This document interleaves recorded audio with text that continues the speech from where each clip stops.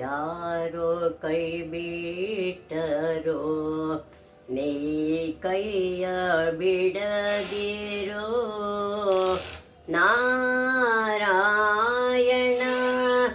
ನೀ ಕೈಯ ಬಿಟ್ಟರೆ ನಾನ್ಯಾರ ಸೇರಲಿ ನಾರಾಯಣ. ಹರಿಯುವ ಹೊಳೆಯಲ್ಲಿ ಹರಿಗೋಲು ಮುಳುಗೋಯ್ತು ನಾರಾಯಣ. ಬಂದೆನ್ನ ಸಲಹೋ ಶ್ರೀ ಪುರಂದರ ವಿಠಲನೇ ನಾರಾಯಣ. ನಮಸ್ಕಾರ ವೀಕ್ಷಕರೇ.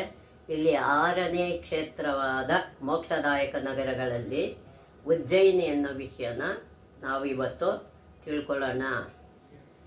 ಇದುವರೆಗೆ 5 ಕ್ಷೇತ್ರಗಳನ್ನು ತಿಳ್ಕೊಂಡಿದ್ದೀವಿ.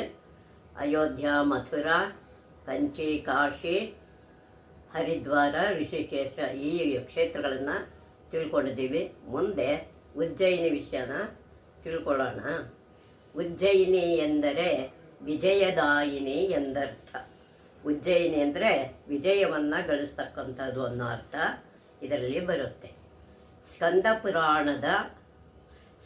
ಪುರಾಣದಲ್ಲಿ ಅವಂತಿ ಖಂಡದ ಪ್ರಕಾರ, ಅದರಲ್ಲಿ ಸ್ಕಂದ ಪುರಾಣದಲ್ಲಿ ಅವಂತಿ ಖಂಡ ಅಂತ ಇದೆ. ಅದರ ಪ್ರಕಾರ ಶಂಕರನಿಗೆ ತ್ರಿಪುರಾಸುರನ ಮೇಲೆ ವಿಜಯ ಪ್ರಾಪ್ತವಾದ ಕ್ಷೇತ್ರ. ತ್ರಿಪುರಾಸುರನಿಂದ ಶಿವನಿಗೆ ವಿಜಯ ಸಿಗುತ್ತೆ. ಅದಕ್ಕಾಗಿ ಆ ಕ್ಷೇತ್ರಕ್ಕೆ ಉಜ್ಜಯಿನಿ ಅಂತ ಹೆಸರು. ಈ ಪುರಾಣದಲ್ಲಿ ಉಜ್ಜಯಿನಿಗೆ ಸಂಬಂಧಿಸಿದ ಉಲ್ಲೇಖ ಸಾಕಷ್ಟಿದೆ. ಈ ಸ್ಕಂದ ಪುರಾಣದಲ್ಲಿ ಉಜ್ಜಯಿನಿಗೆ ಸಂಬಂಧಪಟ್ಟಂಥವು ಅನೇಕ ಉಲ್ಲೇಖಗಳಿದೆ. ಅದರಲ್ಲಿ ಅಶೋಕನ ಶಿಲಾಶಾಸನಗಳಲ್ಲಿ ಈ ನಗರವನ್ನು ಉಜ್ಜಯಿನಿ ಎಂದು ಕರೆಯಲಾಗಿದೆ. ಅಶೋಕನ ಕಾಲದಲ್ಲಿ ಇದನ್ನು ಉಜ್ಜಯಿನಿ ಅಂತ ಕರೆದಿದ್ದಾರೆ. ಅನ್ಯನ್ಯ ಅಂದರೆ ಬೇರೆ ಬೇರೆ ಹೆಸರುಗಳಲ್ಲಿ ಕಲ್ಪಗಳಲ್ಲಿ ಈ ನಗರವು